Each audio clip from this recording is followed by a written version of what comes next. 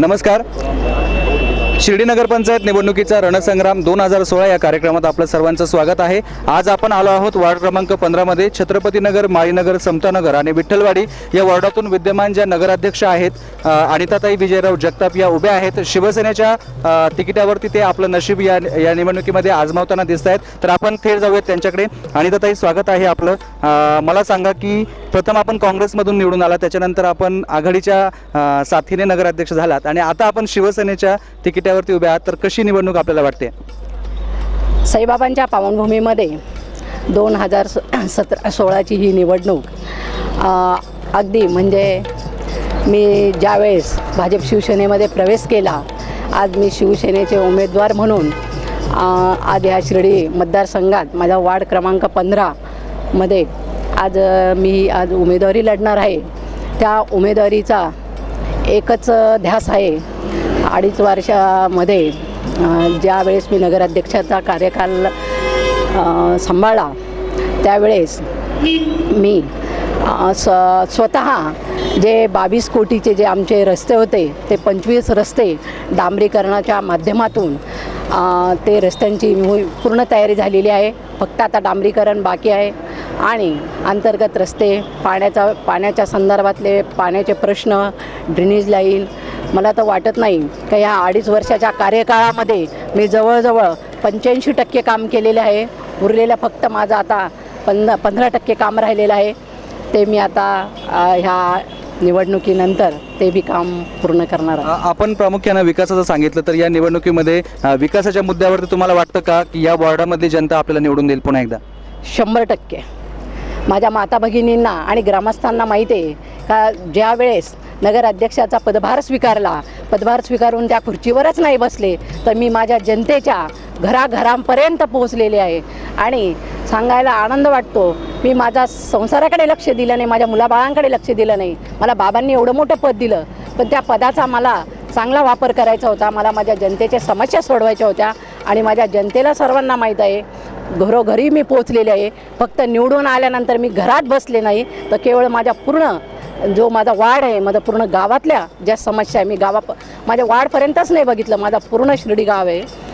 त्या शिर्डी गावातला मी हा विकास केलेला आहे. मला अभिमानाने सांगावंसं वाटतं, यात कुठलंही खोटे नाटं नाही. माझ्या जनतेला माहीत आहे आणि मला अशी कोणाला डोळ्यामध्ये धूळ झोकून काम केलेलं नाही, तर मी डोळे भिडून काम केलेलं आहे. बरोबर आहे. आपण असं म्हणताय की आपण तळमळीने काम केलेलं आहे, त्याच्यामुळे जनता पुन्हा एकदा आपल्याला निवडून देईल. मला एक आपल्याला शेवटचा प्रश्न विचारायचा आहे, त्याच्यानंतर आम्ही विजयरावांना विचारणार आहोत. मला सांगा, पुन्हा एकदा तुम्हाला साईबाबांच्या कृपेने नगराध्यक्ष पदाची संधी मिळू शकते का? काय वाटतंय?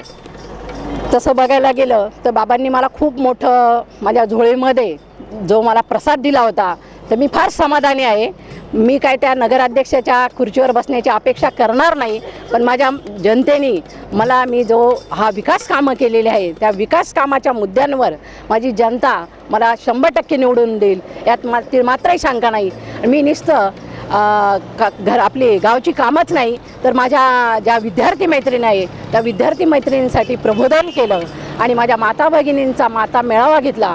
त्या माता मेळाव्यामध्ये माझा एकच ध्यास आणि होता की माझ्या ज्या विद्यार्थी मैत्रिणी आहे त्या घरी सुरक्षित कसे येतील, सुसंस्कृत कसे बनतील, असा हा माझा तो मुद्दा होता.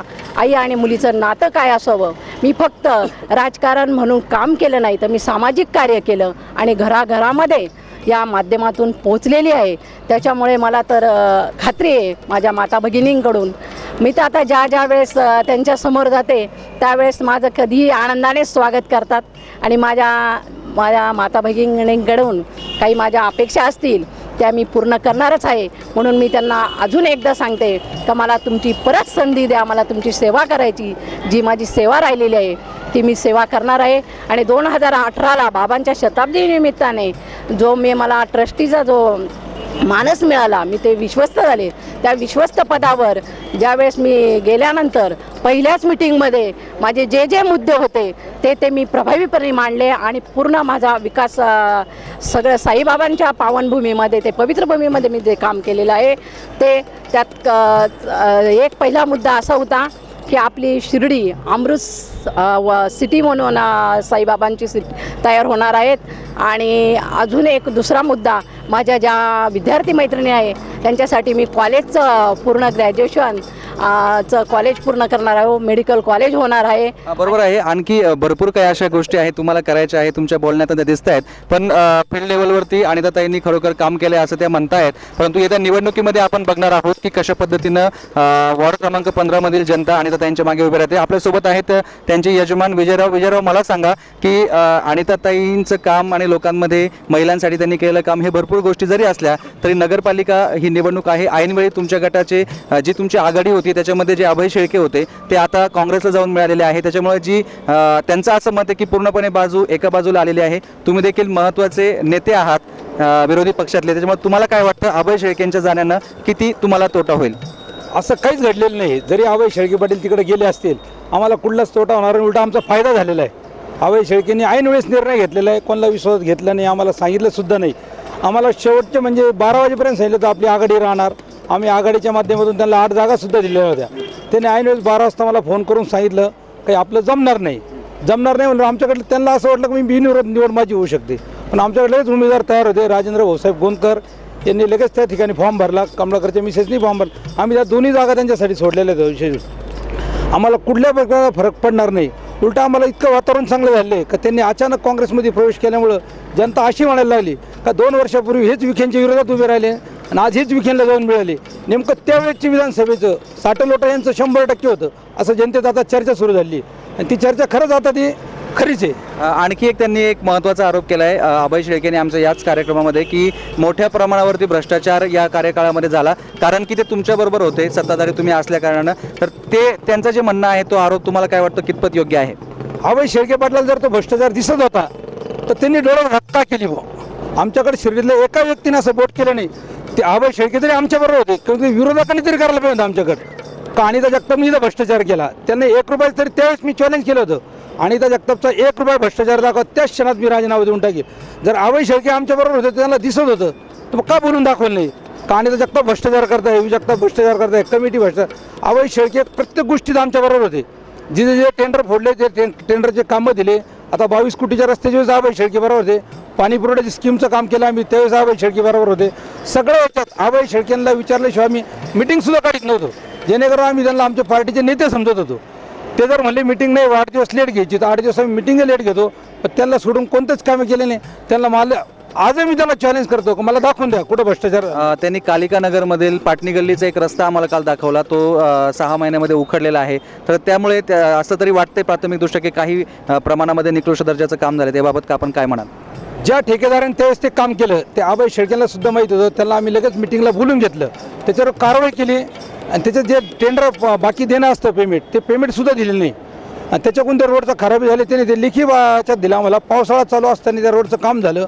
तिथल्या जनतेने काम चालू असताना ऐकलं नाही आमचं, त्याच्यावरच गाड्या घातलेल्या आहे. आणि विरोधकांनी तो मुद्दाम केलेलं आहे. चालू कामात काँक्रिटीकरण चालू असताना त्याच्यावर गाड्या घातलेल्या आहेत त्यावेळेस. त्याचं लेखी आहे आमच्याकडंच. बरोबर आहे. म्हणजे अभय शेळकेंच्या जाण्यानं कुठल्याही प्रकारचा तोटा आम्हाला होणार नाही. उलट लोक खरं कोण खोटं कोण हे ओळखून आहेत असं विजयराव म्हणतात. मला सांगा आणखी एक प्रश्न आहे की आपल्या समोरचा जो उमेदवार आहे आपल्याला कितपत टफ देईल किंवा आपल्याला त्या उमेदवाराबद्दल काय म्हणायचं?